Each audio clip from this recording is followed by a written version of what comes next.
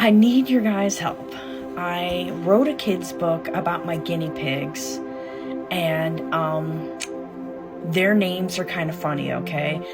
One was called Sir Fat Butt, and the other one is Sir Chomps a Lot. And I wrote the story about when Sir Fat Butt passed away.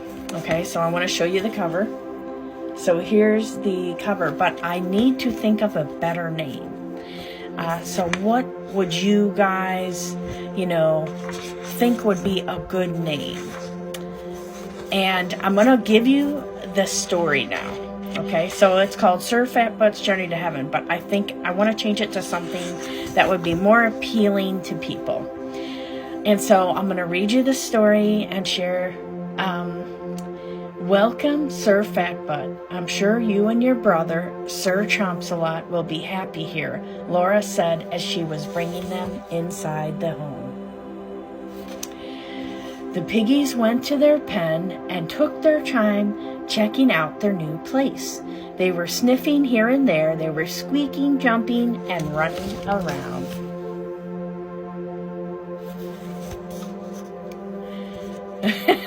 I gotta lick corners of the pages, okay, guys?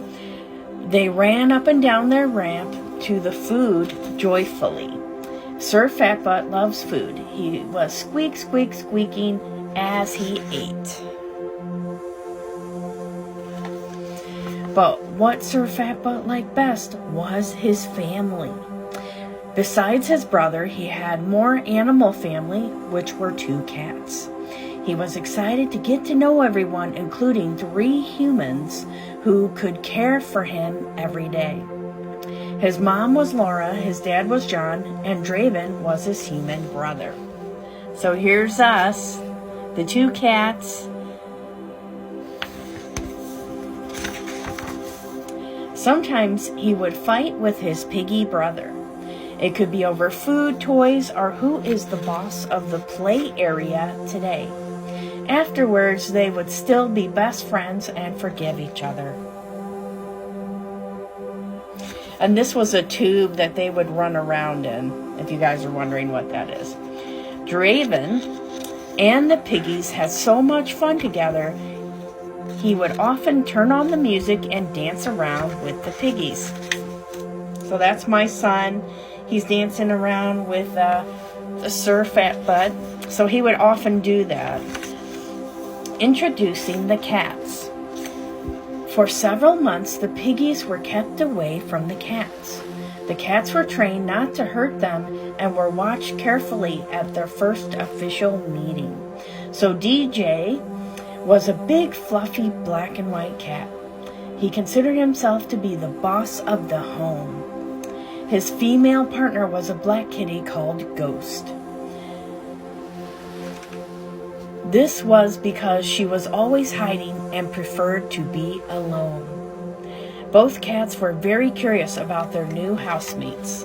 So this was Ghost at the bottom, and that's DJ. The cats and piggies adjusted well to each other. DJ watched over them and loved to sit across from their cage.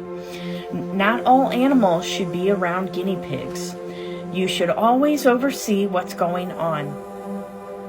One time DJ jumped into their cage when it was open.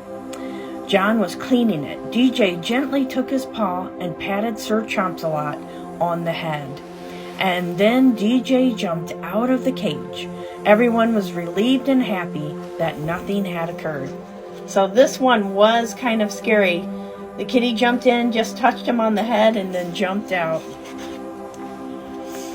One thing the guinea pigs did not like was getting their nails trimmed.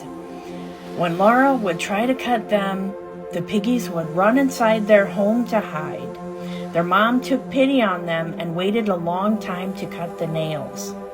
She could wait no longer because their nails had grown very long and stinky. Ew. In the end, the piggies were happy to move more freely again. So this is a true story. I didn't want to hurt them, so I wouldn't cut their nails, and they got really big, long and big till I had to do it. So here's the cats.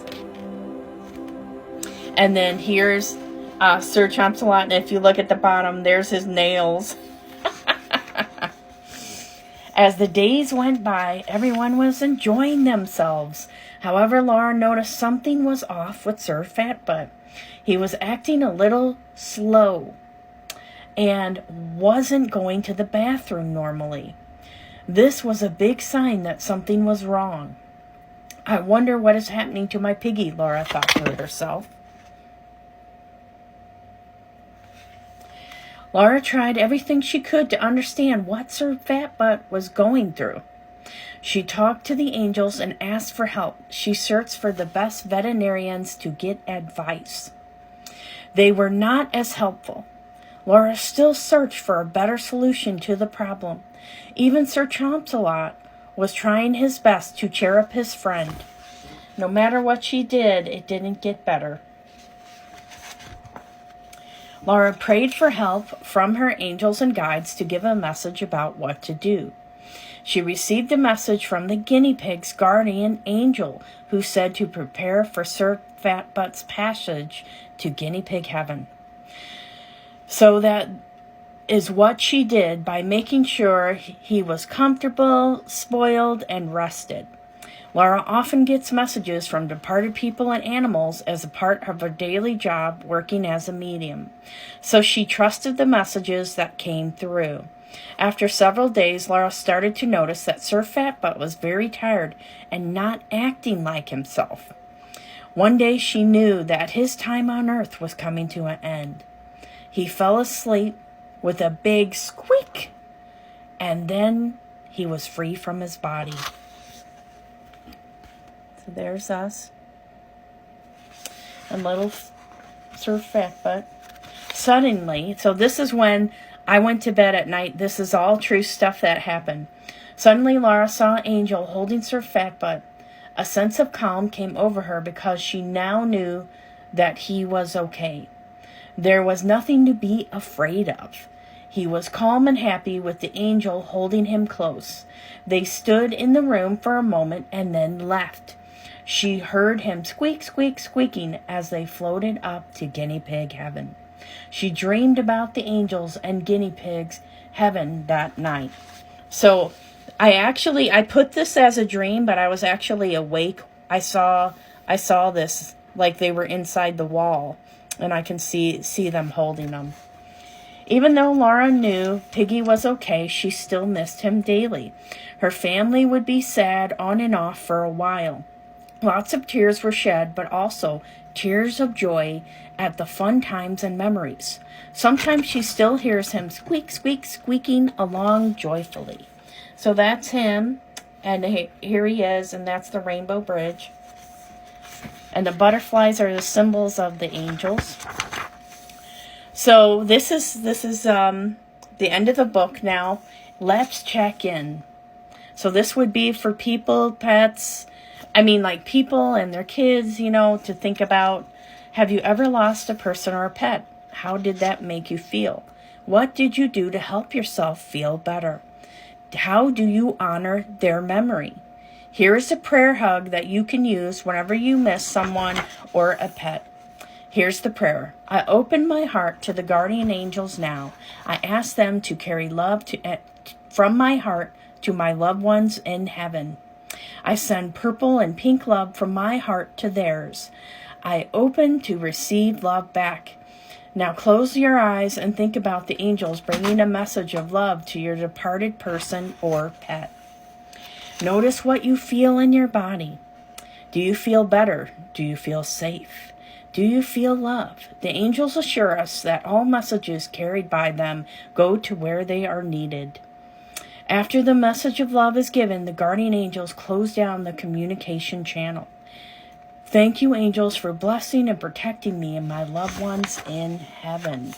And so this is just some of the other things that I made. I had a coloring book and card decks. But thank you, guys. Help me. What do you think should be the name of this book? Thanks, everyone, for listening.